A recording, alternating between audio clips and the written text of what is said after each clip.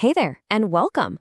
So today we're diving into a kind of business model that, well, it completely flips the script on what success even means. We're not talking about maximizing profits for owners. Nope. We're talking about maximizing impact for society. Get ready to explore the world of nonprofit social enterprises. So let's just kick things off with this big question. Think about it. What if a business's main goal wasn't to make somebody rich? I mean, we're all pretty much taught that a business exists to generate profit for its owners. But what if its primary goal was something totally different? What if the real bottom line was all about making a difference? That's the idea we're digging into today. All right, so let's lay the groundwork. First things first, what exactly are these organizations all about?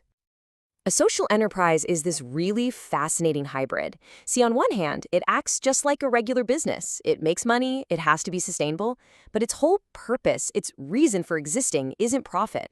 It's built around a social or community goal. The main driver isn't making a buck, it's about making a positive change.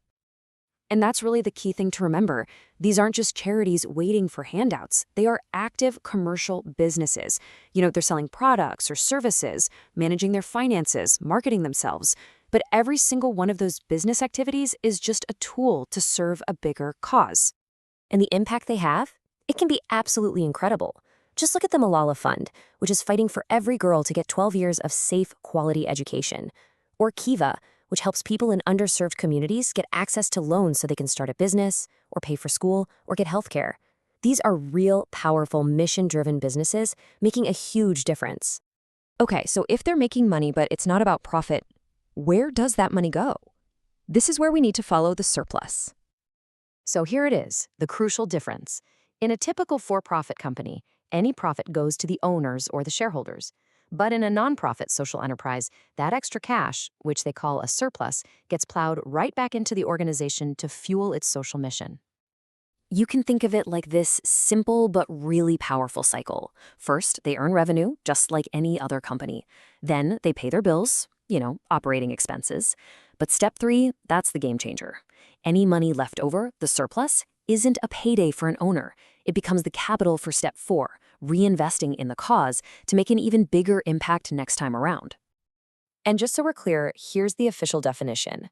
Calling it a surplus instead of profit is way more than just a word choice. It fundamentally changes who owns that money. The surplus belongs to the organization and its mission, not to any one person.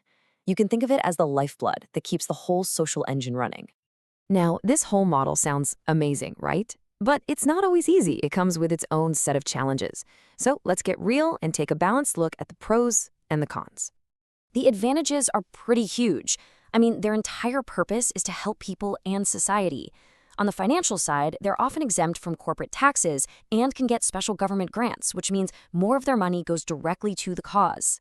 And you can't ignore the human element. People get so passionate about working for and donating to a cause they truly believe in. The morale can be incredible. But there's always another side to the story. They have to follow really strict rules to make sure everything's above board. Their survival can depend a lot on donations and public goodwill, which, can be unpredictable.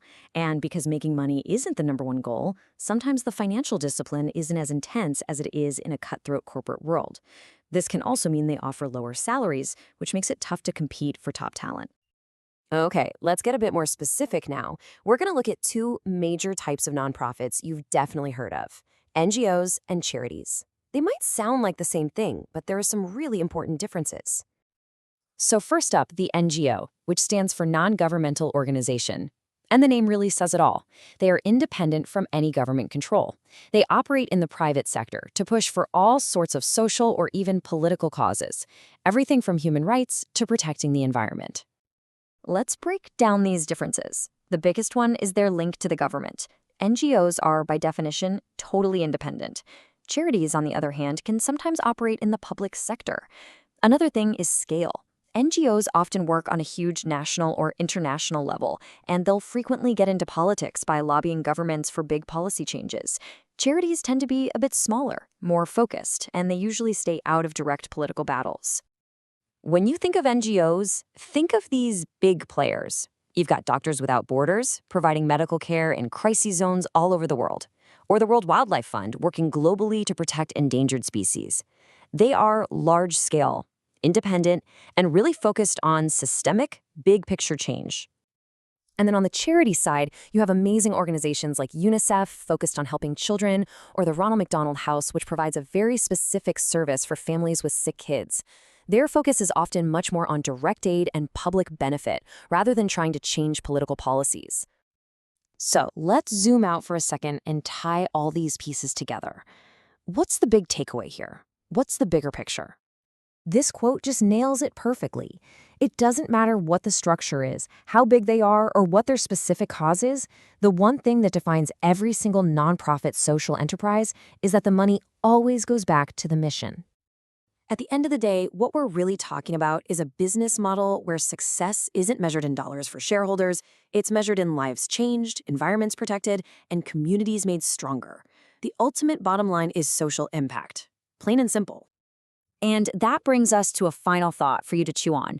The next time you donate to a cause, or volunteer your time, or buy a product from a social enterprise, just think about what you're really supporting. You're not just funding a cause, you're investing in an entire business model, a powerful engine that's been carefully designed to drive social change. It's truly business with a purpose.